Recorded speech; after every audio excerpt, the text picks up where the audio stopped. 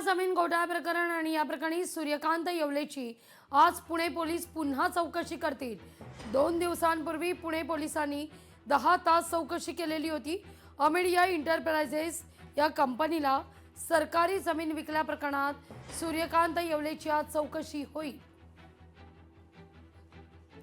या सगळ्याविषयी अधिक माहिती घेऊया। थेट जाऊया पुण्याला आपले प्रतिनिधी चंद्रशेखर भांगे यांच्याकडे। चंद्रशेखर, काय अधिक माहिती आहे? गेल्या वेळी सूर्यकांत येवले आणि या ठिकाणी शीतल तेजवानी यांची समोरासमोर चौकशी झालेली होती, 1 to 1 चौकशी झालेली होती। आज पुन्हा येवलेची चौकशी होतीये।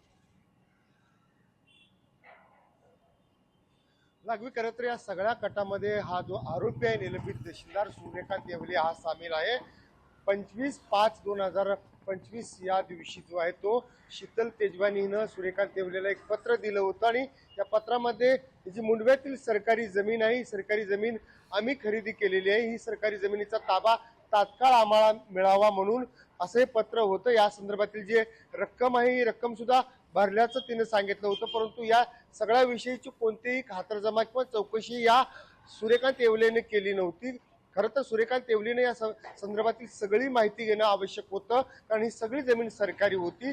अशा पद्धतीने वरिष्ठांची सुद्धा या सगळ्या विषय त्यानं कानावर घालणं अपेक्षित होतं, परंतु असं कोणताही प्रकार न करता सूर्यकांत येवले यांनी थेट जे ते पत्र लिहून जे आहे ते वन विभागाला पाठवलं आणि वन विभागांनी तात्काळ ही जमीन खाली करावा असं हे सगळं पत्र होतं। आपण पाहिलं तर एकीकडे अमेडिया कंपनीचे जे पवार आहेत, त्याचबरोबर दिग्विजय पाटील आहेत, त्यांच्या समेत बसून हा सगळा कट जो आहे तो सूर्यकांत येवले यांनी केल्याचं सांगितलं जात आहे। दुसऱ्या बाजूला जर आपण पाहिलं तर शीतल तेजवानीनं जे आहे ते सूर्यकांतला हाताशी धरून जे आहेत हा जागेचा ताबा घेण्याचा प्रयत्न केल्याचं सांगितलं जात आहे।